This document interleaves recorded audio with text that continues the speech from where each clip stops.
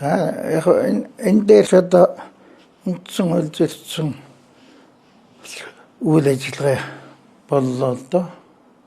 Тэгээд тэр үндсэн хуулийг ямар зорилгоор одоо нэг тийм хөөрхөн зал зохиосон хүн нь одоо улсын их хурлын гишүүн дарга байсан.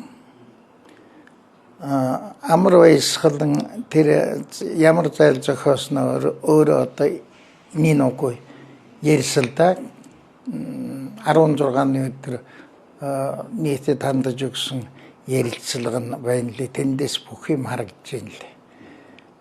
Тэгээд тэн дээр үндсэн хуулийг тойрох тийм хөөрхөн зал гэж би нэрлээд байгаа. Тийм зохиосон.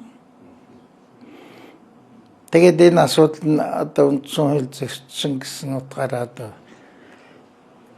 ерөнхий сайд Зандан шатар үндсэн хуулийн цэцэд одоо хүсэлт гаргасан байна. Тэгээ энэ хүсэлтийг бодвол үндсэн хуулийн цэц шууд их судлын хуралдаанаар авч хэлэлцэх байх л гэж таамаглаж байна.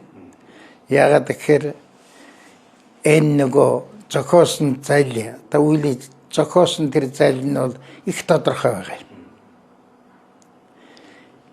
Одоо товчтой хэлэхэд юм байна.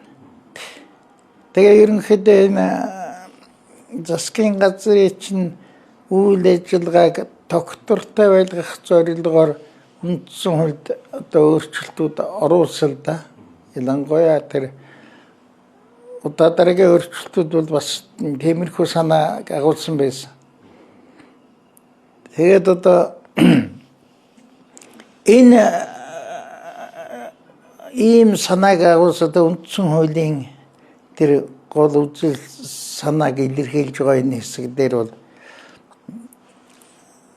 одоо юу гэх юм эрх баригч намын зүгээс занл учруулад байна л да. Тэ энэ бол одоо эцэстээ яахын Монголын одоо тэрийг хууль бус аргаар засгийн эрхийг авах нэг ийм одоо аюул руу чиглэж магадгүй. Энэс одоо маш болгоомжлох ёстой.